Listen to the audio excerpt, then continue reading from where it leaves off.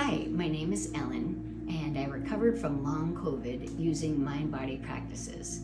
Now I'm a mind-body coach, and I help people with things like regulating their nervous system, brain retraining, and doing some mindful practices that I learned in my mindfulness-based stress reduction training. So today I want to show a practice called Qigong, and it's mindful movement, and it's what really helped me when I couldn't get out of bed, when I would wake up first thing in the morning and I'd want to move energy around, move blood flow around, but I wasn't able to actually get up and do some other things. So this is a very gentle practice, but just go at your own pace, however that looks like. Generally, this is done in 15 to 30 movements, but for today and to just get started, I'm going to do 5. So wherever you are, if you're on the floor, if you're in your bed, it's all lying down practice. And again, just meet yourself where you are, and let's get started. So we would lie down. If you want to, you can put on some gentle music, and we just begin. This is a full body practice. It is an ancient Chinese tool to move body around so that things can shift around, move energy around so that things can shift and move, they don't stay stagnant, and that we can really get our blood flowing in every part. Plus it helps every joint in your body. So we start out with our hands together in a prayer, and our feet are also engaged like this. And then gently we lift our arms and our feet at the same time. So 2, 3, 4, and 5. And then we switch our hands so that our wrists, get as far as you can, are almost touching. Your fingers are touching your stomach, and your feet are again engaged. But this time we go the opposite way. We push down, kind of like a bird flapping its wings. 2, 3, 4, 5. Nice. Okay, so the next move is we're going to really wring out our wrists. So we're going to gently, at the same time we're going to do our feet, because why not? We're going to just go counterclockwise or clockwise, it doesn't really matter which, and we're going to just do this 5 times, really being flowy about it. And when we've reached 5, we go back the other way. We're just moving some energy, really nourishing our body. And now we're going to take it to a larger movement. And I'm going to just place one hand here. I'll move this pillow a little bit. And I'm going to take this arm over and back, over across my chest and down. It's almost like a piece of kelp in the ocean. Just going back and forth 5 times. And you can really feel this in your shoulder and again your wrist. Sometimes you can feel your arms just moving through the energy. And we switch arms and we do the other side.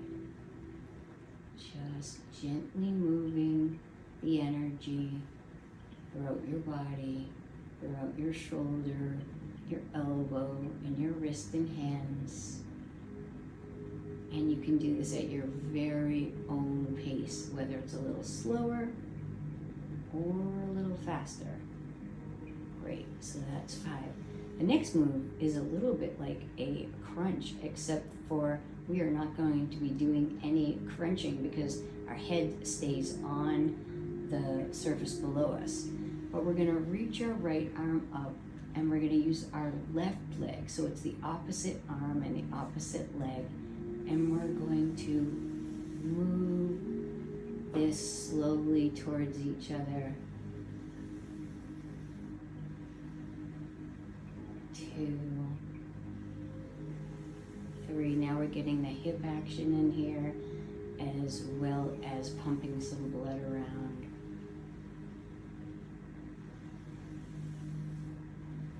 And 5 of those, and then we switch to the other side. So it's the left arm that's up and the right foot and leg that we use. So it's 1, 2. The left arm and left foot actually never touch the ground. They just come very close to it. But if you need to, you can always have it touch the ground. There's really no right way or wrong way to do this. You're just moving energy. 5. And that's great. So that is going to get a lot of movement in your body. The next move looks like this. You take your knees and your arms at the same time and you move them out and in. So we're working our shoulders and our hips. And it's a nice release, a nice hip opening action. And to make it a little more challenging, we do only one side for 5, if this feels okay for you. So we're keeping our left leg and our left arm still while we just engage the right leg and the right arm. And move to the other side. And oops. There we go. 1, 2. Again, nice and slow. 3. Feel that opening in the hip. 4, 5. And the next one, you want to just be careful that you're not at the edge. And do this however this feels for you. And if you can't go all the way down, that's perfectly fine. We'll start with just our hips. And we are going to move both knees to the right as far as you can. Don't strive or... Each time you go to one side, this is 2.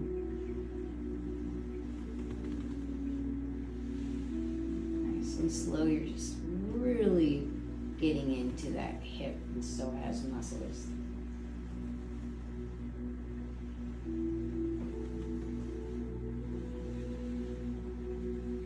Nice. And now we're going to add in the arms. So you go into prayer pose and you bring your legs to the opposite side that your arm is going to go.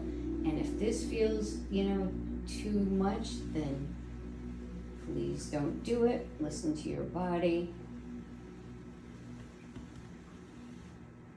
But it sure is a nice wringing out for the whole spine. You may want to hold it for a moment. Whatever feels right and nourishing. Okay.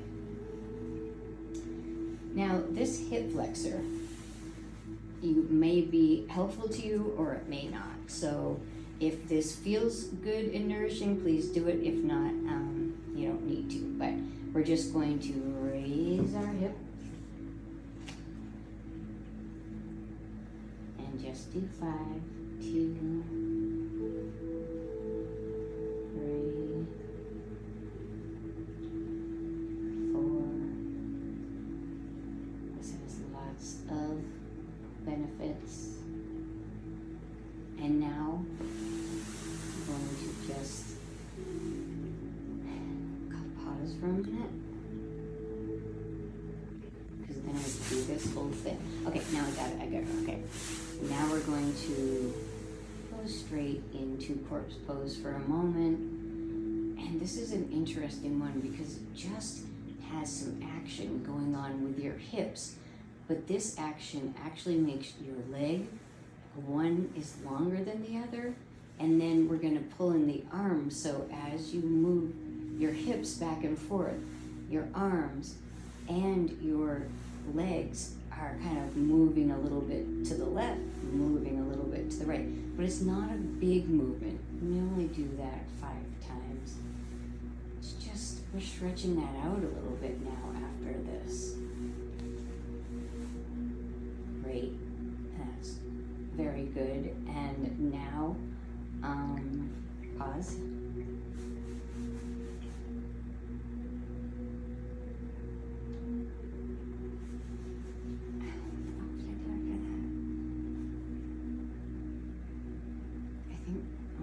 One's the last one.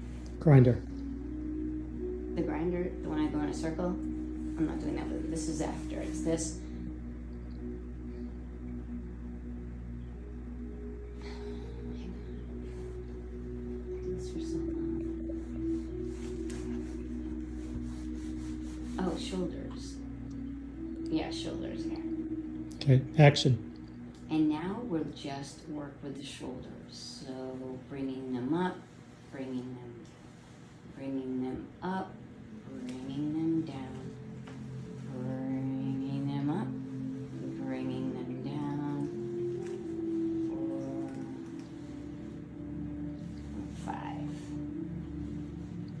And before we end with just a neck release, we're going to do one more challenging one. So again, just do it at your own pace. And it's again, we're going to use our opposite hand and opposite leg. But this time we are going to bring our hands, if we can, opposite hand, and nice and slow. 2,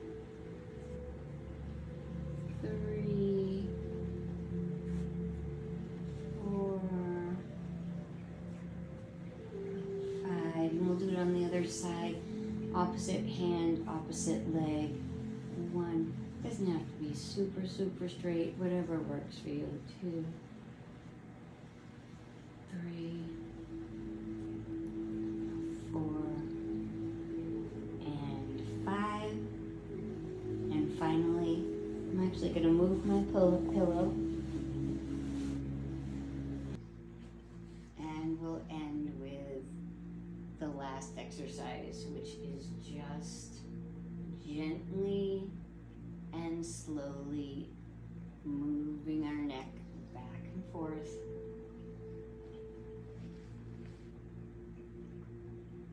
This reverberates all the way down our spine, helps engage the vagus nerve, and helps us to relax after doing this mindful movement. So that is the practice of lying down Qigong. So thank you for joining me in this lying down Qigong practice. I hope it is nourishing for you. Please take it at your own pace, and I wish you the best for your recovery.